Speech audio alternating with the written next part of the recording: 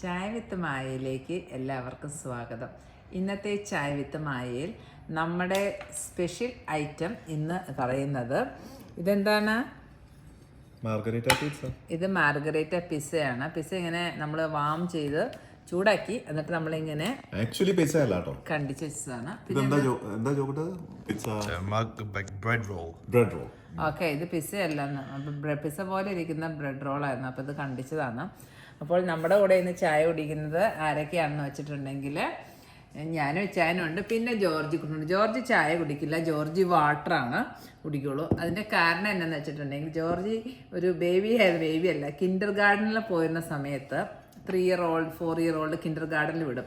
അപ്പോൾ അവിടുത്തെ അതിൻ്റെ പ്രത്യേകത എന്താണെന്ന് വെച്ചിട്ടുണ്ടെങ്കിൽ അവർ വെള്ളം മാത്രമേ കുടിക്കാൻ സമ്മതിക്കുള്ളൂ, ജ്യൂസ് ഒന്നും കുടിക്കാൻ സമ്മതിക്കില്ല, ആർട്ടിഫിഷ്യൽ ഡ്രിങ്ക്സ് കുടിക്കാൻ സമ്മതിക്കില്ല. അപ്പം അങ്ങനെയുള്ളത് കൊണ്ട് അപ്പോൾ അവർ വെള്ളത്തെ മാത്രം പ്രൊമോട്ട് ചെയ്യുന്നവരായിരുന്നു.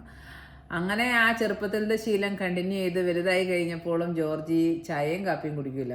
അപ്പം നമ്മൾ നിർബന്ധിക്കാറുമില്ല, കുടിക്കണ്ട എന്ന് തന്നെയാണ് നമ്മളും പറയാറ്. ഇഷ്ടം വെള്ളം മിൽക്കും. പിന്നെ മിൽക്കൊന്നും കുടിക്കുന്ന പ്രായം കഴിഞ്ഞു, ഇപ്പൊ അതുകൊണ്ട് മിൽക്കൊന്നും കുടിക്കാറില്ല.